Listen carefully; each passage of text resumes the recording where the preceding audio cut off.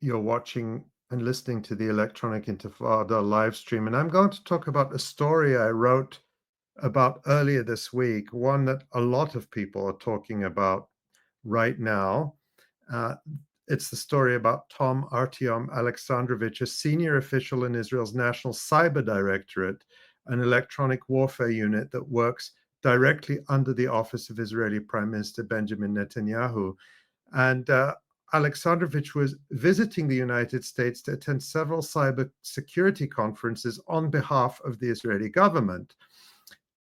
Alexandrovich is reportedly the main architect of Israel's so-called Cyber Iron Dome, and he's the head of the defense division at the National Cyber Directorate. So that gives you a sense of his importance in Israel. But while he was in Las Vegas earlier this month, he was arrested in a child sex predator sting. On August 15th, the Las Vegas Metropolitan Police um, announced that it had arrested 8 child sex predators in a multi-agency sting involving local, state, and federal authorities, including the FBI and the Department of Homeland Security. This operation was conducted as part of the ongoing efforts to reduce violent crime and protect children in our community, the police said. They identified Alexandrovich, who's 38, as one of the suspects who were arrested and taken to the Henderson Detention Center on felony charges. Alexandrovich is charged with attempting to lure a person he thought was a 15-year-old girl for sex and then going to meet her. That's when he was arrested. I'll come back to this in a bit when we look at the arrest report. But this is a serious felony carrying up to 10 years in prison and has a minimum sentence of 1 year. And in fact, I was able to find news reports of people being sentenced to the full 10 years on this same charge. What happened next, though, is causing a lot of controversy, and I think it's heightened by the lingering concern over a Trump administration cover-up over Jeffrey Epstein, the pedophile sex trafficker. We published a piece by Jim DeBross last month headlined, US Media Barely Touches Epstein Links with Israeli Intelligence. As the headline indicates, it's about how even with all the reporting on Epstein and all the attention, the considerable amount of evidence about his ties to Israel and its intelligence agencies is being ignored by mainstream media. But let's get back to Tom Alexandrovich. He was arrested, charged, then immediately bailed out of prison and flew out of the United States back to Israel. That's significant because Israel is known as a haven for Jewish pedophiles and sex criminals because it rarely extradites them back to the United States or it delays such extraditions for many years. You can see a couple of stories about that here. Here's a CBS headline from 2020, How Jewish American Pedophiles Hide from Justice in Israel. And here's another one from the Israeli newspaper Haaretz in 2022, How Foreign Sex Offenders Find Refuge in Israel. Alexandrovich's next court date is set for August 27th. Is he going to show up? That's the question. This is causing outrage among at least a handful of supporters of President Trump. Here's Republican Congressman Thomas Massie posting yesterday on Twitter X about the Alexandrovich case. Massie shared a story from the website Axios with the headline, MAGA erupts after Israeli official charged in child sex ring flees US. But as you can see, Massie offers a correction suggesting that Alexandrovich was allowed to flee. In other words, that someone helped him to get away. And Marjorie Taylor Greene, another far-right member of Congress, has made similar points.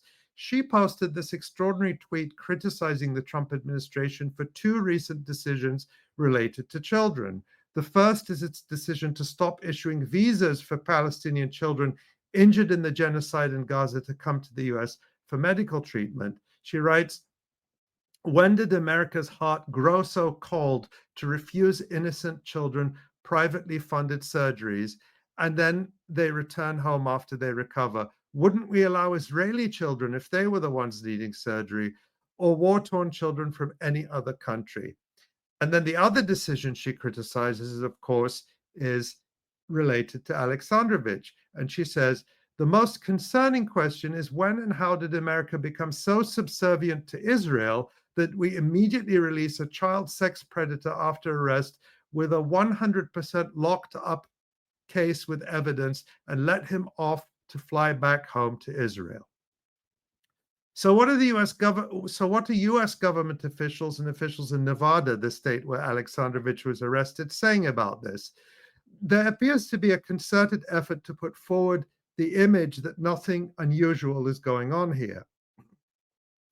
On Monday, the US State Department posted the following statement on Twitter, X, quote, "The Department of State is aware that Tom Alexandrovich, an Israeli citizen, was arrested in Las Vegas and given a court date for charges related to soliciting sex electronically from a minor.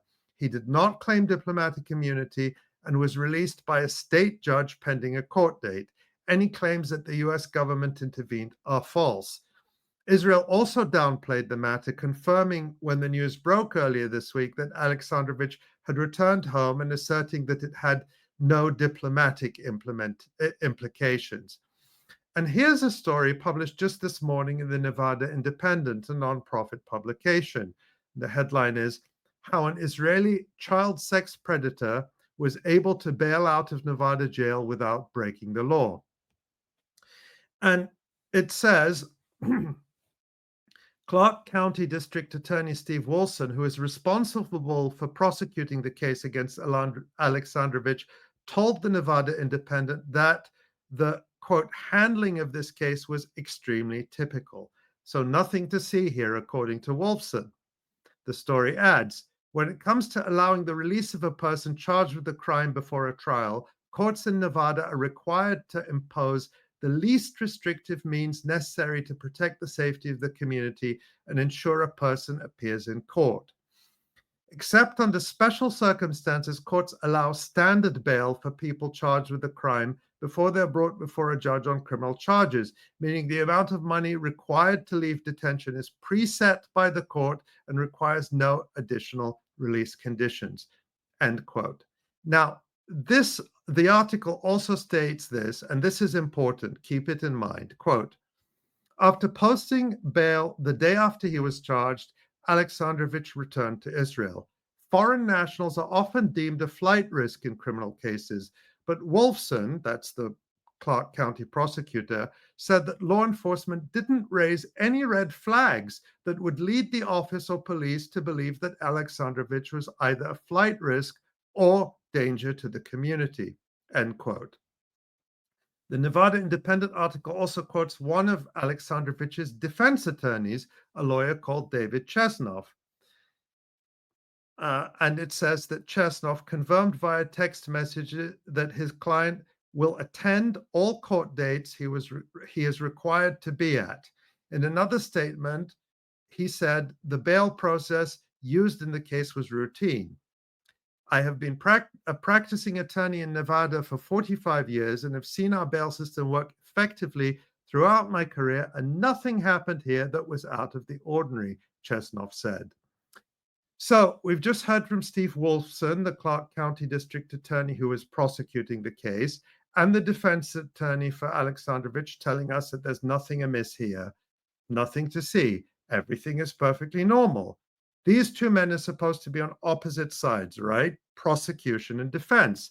Well, it turns out that Chesnoff, the defense attorney, is a huge campaign contributor to Wolfson, the prosecutor.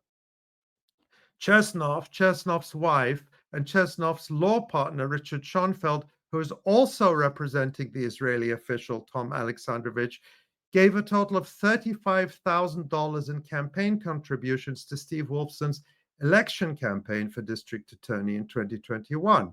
And you see a headline here from the Nevada Current, "Justice Not Blind in Clark County District Attorney's Office," says Wolfson's primary opponent.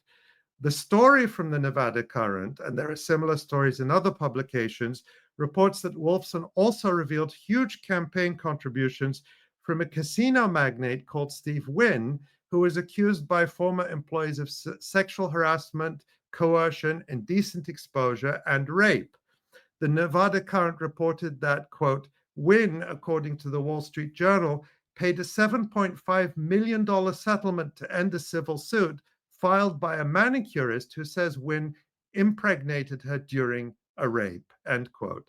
And that report adds, Nevada law has no statute of limitations to bring rape charges when the suspect is identified by DNA evidence and or a police report is filed within 20 years of the alleged incident. But Wolfson, again, that's the prosecutor, has made no effort to bring charges against Wynn and continues to accept Wynn's contributions. The same article also talks about the case of billionaire drug defendant Henry Nicholas and his companion Ashley Fargo, found in a Las Vegas hotel with enough drugs to warrant trafficking charges under previous standards. And that sparked a chorus of allegations that justice is for sale in Clark County. Nicholas and Fargo were allowed to plead on a relatively minor charge and make a contribution to charity to resolve the case. Guess who the lawyer was? The same David Chesnoff, who is now representing Israeli government official and accused pedophile Tom Alexandrovich. Both defense attorney Chesnoff and prosecutor Wolfson appear to be very friendly towards Israel. After October 7th, Chesnoff flew to Israel to volunteer for several weeks because, as he told the Las Vegas Review-Journal, quote, I went with a purpose in mind to try to volunteer to help in any way I could. He reportedly worked at the Sheba Medical Center to prepare supplies, and he said military personnel would come to the hospital to pick up supplies they would use to treat soldiers in the field. Chesnoff said that the most satisfying part was knowing that his work was helping those soldiers, according to the Las Vegas Journal-Review. Of course, the Las Vegas Journal-Review does not say that those soldiers were busy carrying out a genocide. And in 2024, Chesnoff received something called the Las Vegas Scopus Award, presented by American Friends of the Hebrew University. The event was held at the Encore at Wynn Hotel in Las Vegas. That's a hotel owned by his client, the accused rapist Steve Wynn. According to a press release from American Friends of the Hebrew University, among local government dignitaries there were Nevada Governor Joe Lombardo and Clark County District Attorney Steve Wolfson.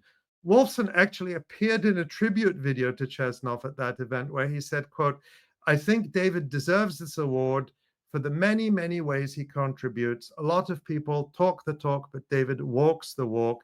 He's a great humanitarian.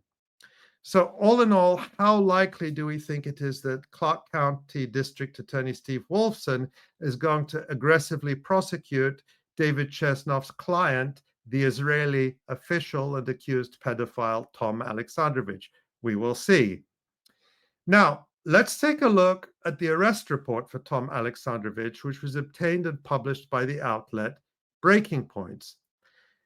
This is the report by the Las Vegas police officer who arrested Alexandrovich, and it describes in detail how an undercover officer, a decoy, posing as a 15-year-old girl, chatted with Alexandrovich online, and that Alexandrovich made arrangements to come and meet her for sex and discussed bringing a condom with him. Alexandrovich also allegedly sent photographs of himself to the decoy, thinking it was a 15-year-old girl. All the chats and communications were recorded, so presumably the police have very solid evidence, which is typical in these kinds of stings. According to the police report, Alexandrovich showed up at the prearranged location thinking he was going to meet the child, and that's when he was arrested and taken for questioning. He was read his Miranda rights, meaning he was advised he did not have to speak to the police and could call a lawyer, but he chose to speak to the police, and the report says that the interrogation was recorded by audio and video, which is, again, standard practice. Now, let's get into what the police report says about that interrogation. The report states that the post-arrest interrogation was done by Department of Homeland Security investigator Tyson A. Walsh and FBI Special Agent Larissa Montes. Their names are blanked out in the report published by Breaking Points, but the redaction was not done correctly, so you can easily see their names. Now, keep in mind, these are federal agents, agents of the US government, not local law enforcement. And as is typical in these cases, the report states that Alexandrovich's mobile phone was seized and, as the report says, transported to the area command where it was later secured as evidence pending a search warrant. Bizarrely, Alexandrovich, who is supposedly one of Israel's top cyber defense planners, told the interrogators that his phone was secured only by a thumbprint. If that is true, it shows a shocking lack of operational security. And ironically, many US law enforcement agencies in cases like this use Israeli software, typically from a company called Cellbrite, to crack cell phones. Will they be able to get into Alexandrovich's phone, and what else might they find? Now, the police report says that Department of Homeland Security agent Tyler Walsh, quote, advised Alexandrovich that due to being from Israel, the Israeli consulate could be notified, and that Alexandrovich agreed that the Israeli consulate should be notified about his arrest. So they knew right away that he was from Israel. The report goes on, quote, Alexandrovich is from Israel and is visiting for the Black Hat Conference, works for the Israeli government agency, and has so for approximately 14 years. So again, immediately, Alexandrovich told the US government investigators that he works for the Israeli government. The report continues. Alexandrovich stated he has a meeting with the NSA tomorrow and had met several bureau people and NSA people over the past week. Alexandrovich described the bureau agents as one white guy who was tall and a bald guy and one black guy. The bureau here appears to be the FBI. So again, Alexandrovich immediately informed the US government investigators that he was having meetings with the US National Security Agency and the FBI as part of his work for the Israeli government. So this is not a normal criminal suspect. And federal agents knew that as soon as he was arrested. But it gets worse. The report says, quote, Alexandrovich questioned how much bail would cost and why he was under arrest. And then it says that Agent Walsh advised Alexandrovich he would be transported to jail while under arrest due to the chats with being with a girl of the age of 15 and their communication of sex and a condom. What did Alexandrovich say? According to the report, he stated he was in shock and he needed to contact someone about his international flight back to Israel. Alexandrovich stated he did not know the numbers for the Israeli government. Alexandrovich stated his family was in Israel. So immediately, he told US federal investigators of his intent to flee, that he is an obvious flight risk, and that he's trying to get back to Israel as soon as possible. And the police report quotes him saying, it says, Alexandrovich stated it was very important he get numbers for his flight. He stated his flight is on Friday to New York and then will fly to Israel. So they knew his intent to flee immediately. Not local prosecutors, not the Las Vegas Police Department, but agents of the FBI and the Department of Homeland Security. And then at the end of the report is the probable cause statement from the Las Vegas police officer who wrote the report, a police officer called Mark 𝐓𝐿𝐻𝐿. And he says, due to the aforementioned facts and circumstances, I determined that based on the undercover communications made using Pure and later WhatsApp with phone number, it's redacted, in addition to the fact that Alexandrovich did indeed arrive at the aforementioned location and that he matched the depiction of the subject in communication with the decoy juvenile based on the images of the subject obtained while he engaged in that communication by the decoy juvenile, that Alexandrovich was the same person in contact with the online covert employee during the aforementioned communication. Using a mobile device, Alexandrovich also admitted to having been engaged in the aforementioned communications with the decoy juvenile as articulated under the summary of his interview. Due to the aforementioned facts and circumstances, I have determined that Alexandrovich did commit the offense of luring a minor using technology, a violation of Nevada Revised Code 201-5604A, a felony. Alexandrovich was subsequently transported to the Henderson Detention Center and booked accordingly. So what we take away from this is that federal agents of the FBI and DHS knew they were dealing with a high-level Israeli government employee who claimed to have been meeting with NSA and FBI officials in previous days in relation to his work for the Israeli government. They also knew he intended to flee the United States as soon as possible. Now, let's go back to that report from the Nevada Independent, quoting Clark County District Attorney Steve Wolfson. After posting bail the day after he was charged, Alexandrovich returned to Israel. Foreign nationals are often deemed a flight risk in criminal cases, but Wolfson said that law enforcement didn't raise any red flags that would lead the office or police to believe that Alexandrovich was either a flight risk or a danger to the community. Well, if that's true, the question is why? The feds knew who he was immediately, and the feds let him go. Before this turned into a massive scandal, there was a clear effort by federal officials to downplay it. I already mentioned the State Department, but I also want to point out that one of those officials, crucially, was the acting U.S. Attorney for Nevada, 𝐓𝐡𝐞 𝐄𝐥𝐞𝐜. She's the top prosecutor for the federal government in the state of Nevada, representing the U.S. Justice Department. On Monday, she confirmed that Alexandrovich was arrested in what she called an important multi-agency operation that targeted child sex predators who preyed upon the most vulnerable members of our communities.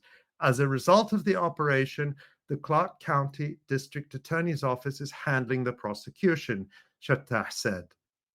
Now, this signaled clearly to me that the federal government was washing its hands of the matter, leaving Alexandrovich to be prosecuted at the state level by District Attorney Wolfson, who is accused of giving sweetheart deals or failing to prosecute the wealthy and powerful clients of attorneys like David Chesnoff, who make campaign contributions to him. That, of course, is the same Chesnoff who is now representing accused pedophile Israeli government official Tom Alexandrovich.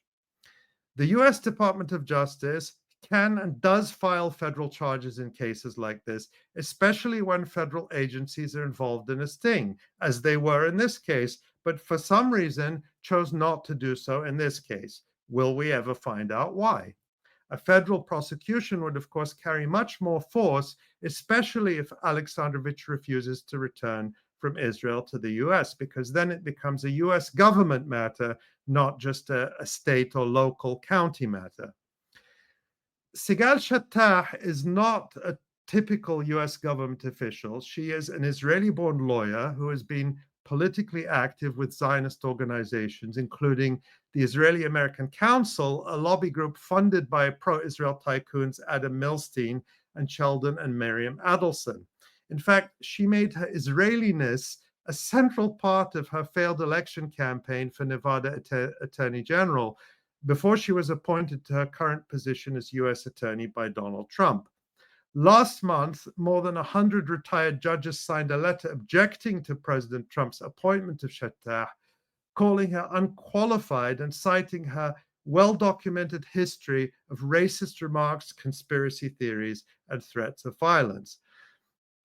𝐄𝐥𝐞𝐜 has previously called for Israel to wipe Gaza off the map and labeled the entire population their terrorists and animals. And there's just so many vile, genocidal tweets on her personal account. But once this story broke, she deleted her personal account with those statements. But I have copies of them, and I posted some of them on Twitter X.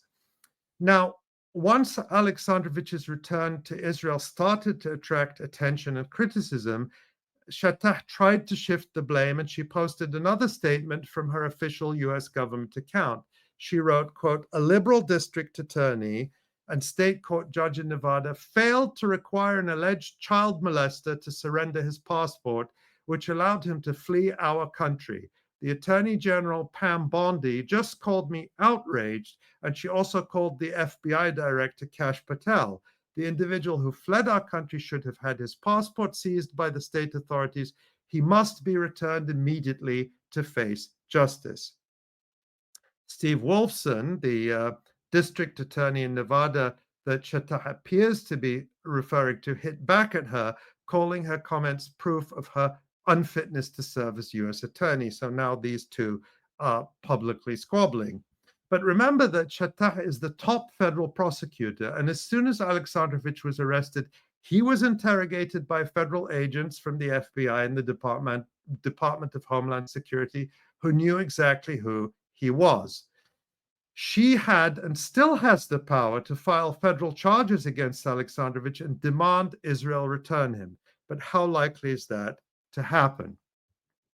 I already mentioned that Israel is a notorious haven for Jewish sex offenders because it rarely extradites them back to the US or to other countries.